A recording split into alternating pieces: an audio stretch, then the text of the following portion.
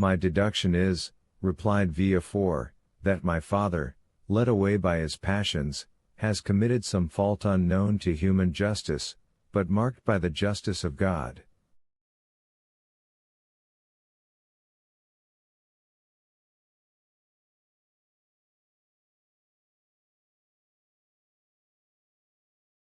That God, desirous in his mercy to punish but one person, has visited this justice on him alone.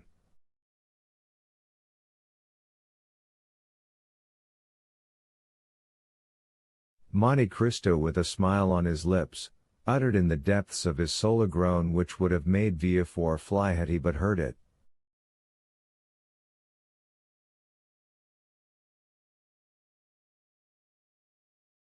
Adieu, sir, said the magistrate, who had risen from his seat, I leave you, bearing a remembrance of you, a remembrance of esteem, which I hope will not be disagreeable to you when you know me better, for I am not a man to bore my friends, as you will learn.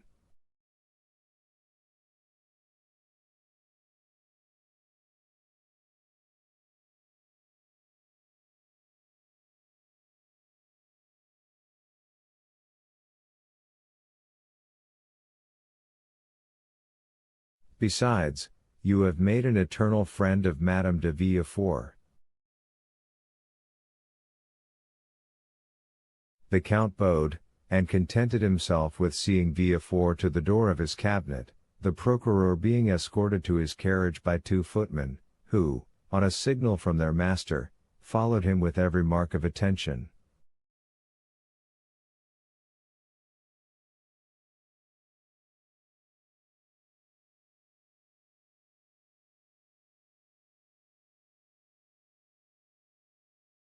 When he had gone, Monte Cristo breathed a profound sigh, and said, Enough of this poison, let me now seek the antidote.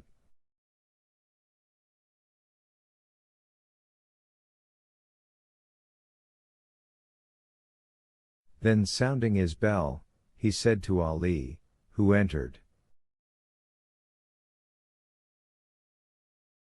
I am going to Madame's chamber, have the carriage ready at 1 o'clock. Chapter 49. Haiti. It will be recollected that the new, or rather old, acquaintances of the Count of Monte Cristo, residing in the Rue Meslay, were no other than Maximilian, Julie, and Emmanuel.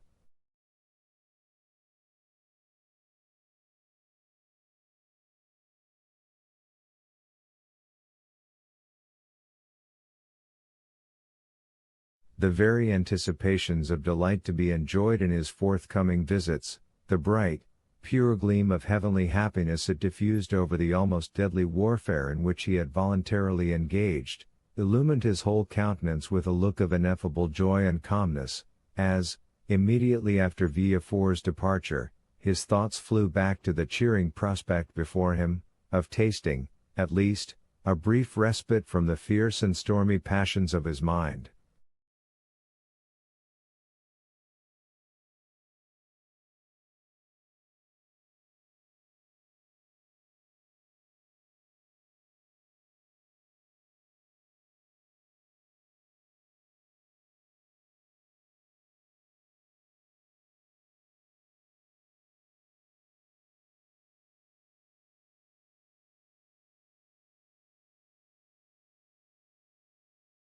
Even Ali, who had hastened to obey the Count's summons, went forth from his master's presence in charmed amazement at the unusual animation and pleasure depicted on features ordinarily so stern and cold, while, as though dreading to put to flight the agreeable ideas hovering over his patron's meditations, whatever they were, the faithful Nubian walked on tiptoe towards the door, holding his breath, lest its faintest sound should dissipate his master's happy reverie.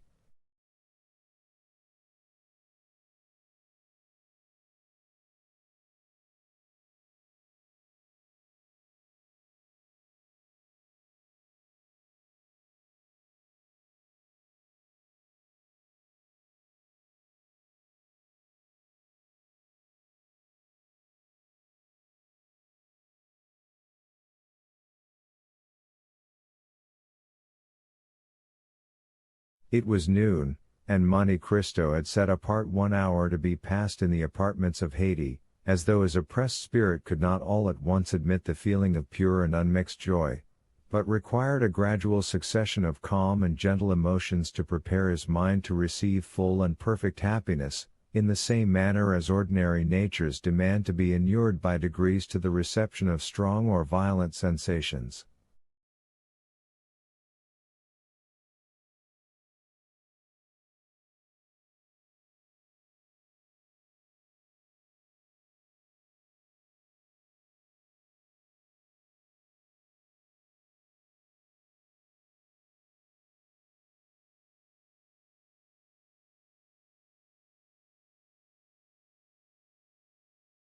The young Greek, as we have already said, occupied apartments wholly unconnected with those of the Count.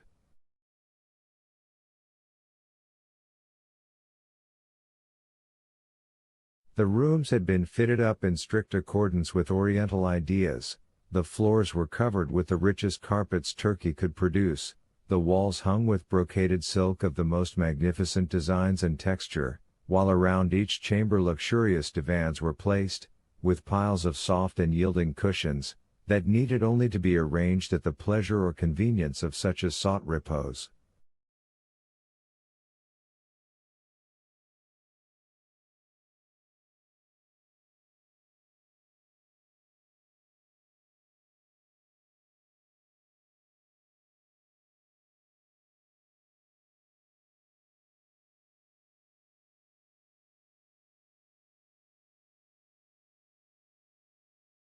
Haiti and 3 French maids, and one who was a Greek.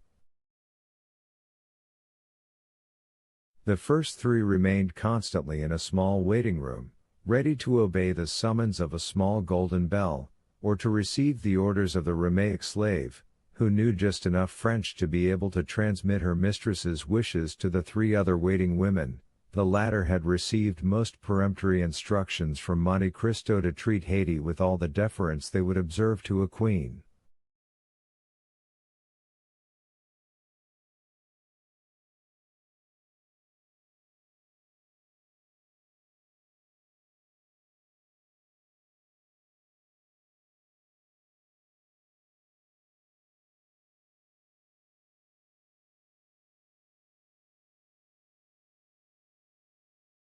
The young girl herself generally passed her time in the chamber at the farther end of her apartments.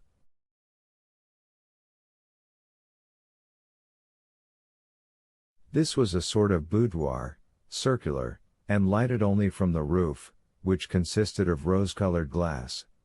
Haiti was reclining upon soft downy cushions, covered with blue satin spotted with silver, her head, supported by one of her exquisitely molded arms, rested on the divan immediately behind her, while the other was employed in adjusting to her lips the coral tube of a rich narghilé, through whose flexible pipe she drew the smoke fragrant by its passage through perfumed water.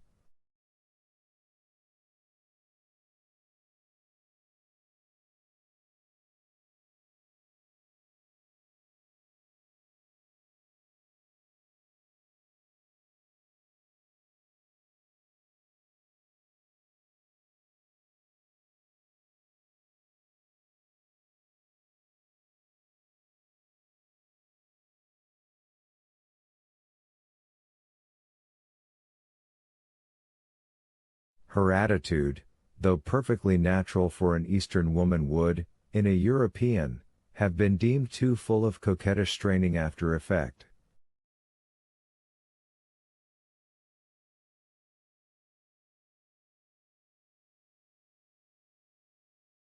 Her dress, which was that of the women of Epirus, consisted of a pair of white satin trousers, embroidered with pink roses, displaying feet so exquisitely formed and so delicately fair, that they might well have been taken for Parian marble, had not the eye been undeceived by their movements as they constantly shifted in and out of a pair of little slippers with upturned toes, beautifully ornamented with gold and pearls.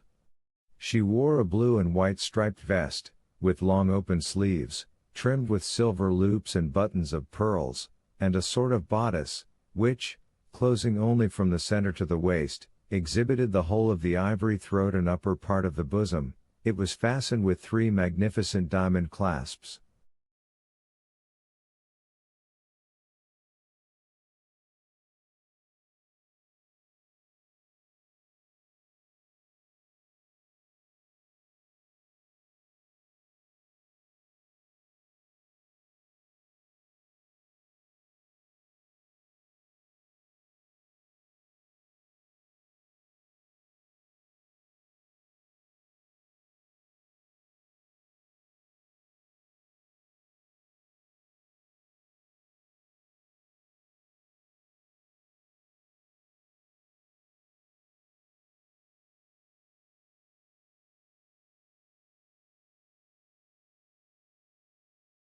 The junction of the bodice and drawers was entirely concealed by one of the many-colored scarfs, whose brilliant hues and rich silken fringe have rendered them so precious in the eyes of Parisian belles.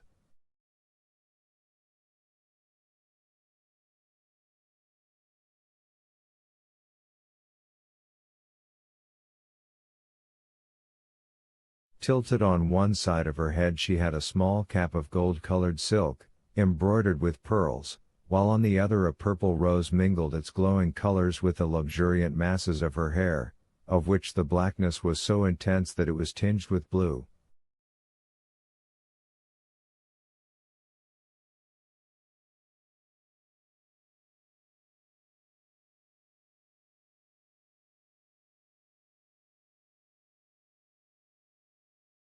The extreme beauty of the countenance, that shone forth in loveliness that mocked the vain attempts of dress to augment it, was peculiarly and purely Grecian. There were the large, dark, melting eyes, the finely formed nose, the coral lips, and pearly teeth, that belonged to her race and country.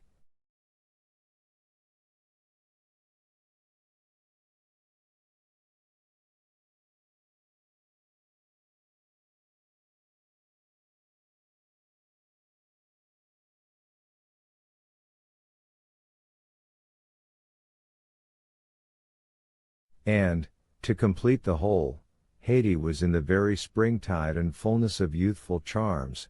She had not yet numbered more than 20 summers.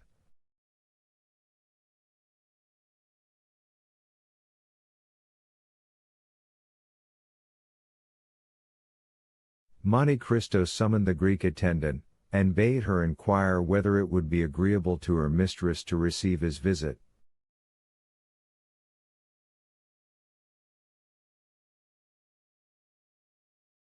Haiti's only reply was to direct her servant by a sign to withdraw the tapestried curtain that hung before the door of her boudoir, the framework of the opening thus made serving as a sort of border to the graceful tableau presented by the young girl's picturesque attitude and appearance.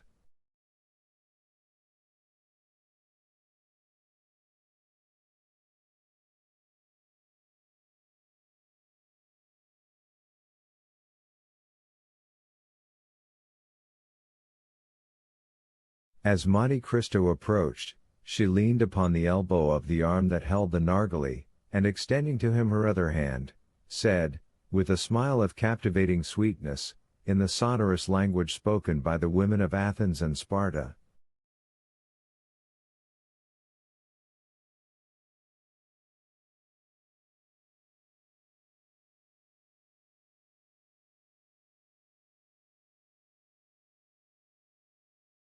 "Why demand permission ere you enter?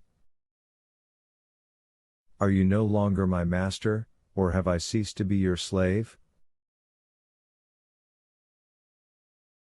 Monte Cristo returned her smile. "Haiti," said he, "you well know." "Why do you address me so coldly, so distantly?" asked the young Greek. "Have I by any means displeased you?"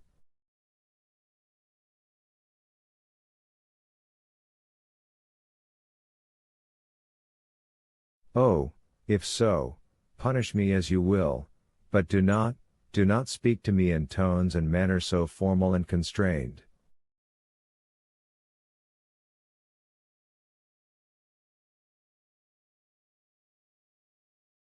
Haiti, replied the Count, you know that you are now in France, and are free.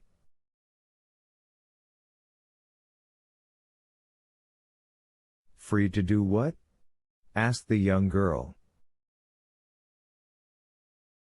Free to leave me. Leave you? Why should I leave you? That is not for me to say, but we are now about to mix in society, to visit and be visited.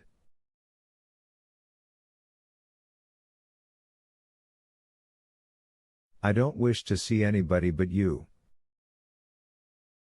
And should you see one whom you could prefer, I would not be so unjust. I have never seen anyone I preferred to you, and I have never loved anyone but you and my father.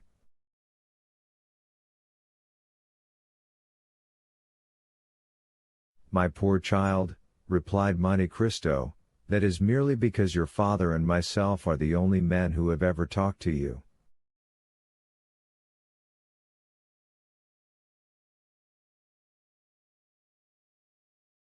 I don't want anybody else to talk to me.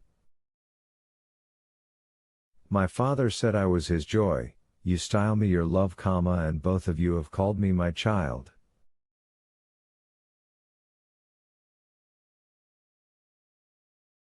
Do you remember your father, Haiti? The young Greek smiled. He is here, and here, said she, touching her eyes and her heart.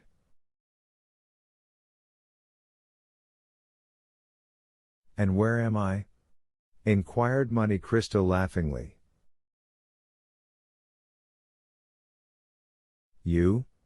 Cried she, with tones of thrilling tenderness, you are everywhere.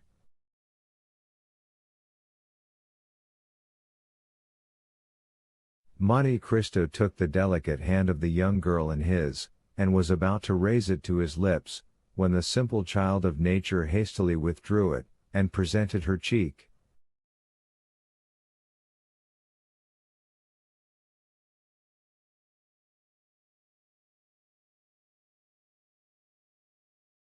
You now understand, Haiti, said the Count, that from this moment you are absolutely free, that here you exercise unlimited sway, and are at liberty to lay aside or continue the costume of your country, as it may suit your inclination.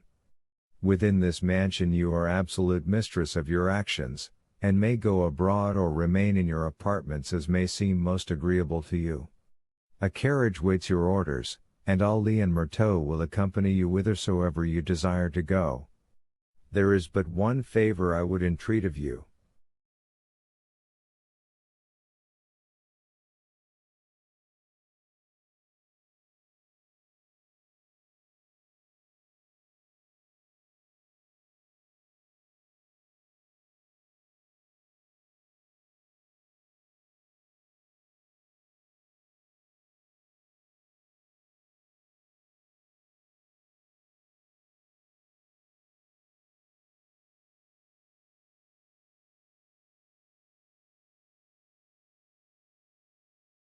Speak. Guard carefully the secret of your birth.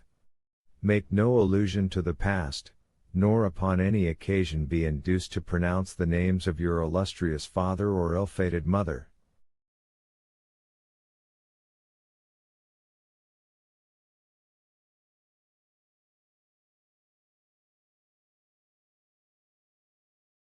I have already told you, my lord, that I shall see no one. It is possible, Haiti, that so perfect a seclusion, though conformable with the habits and customs of the East, may not be practicable in Paris. Endeavor, then, to accustom yourself to our manner of living in these northern climes as you did to those of Rome, Florence, Milan, and Madrid. It may be useful to you one of these days, whether you remain here or return to the East.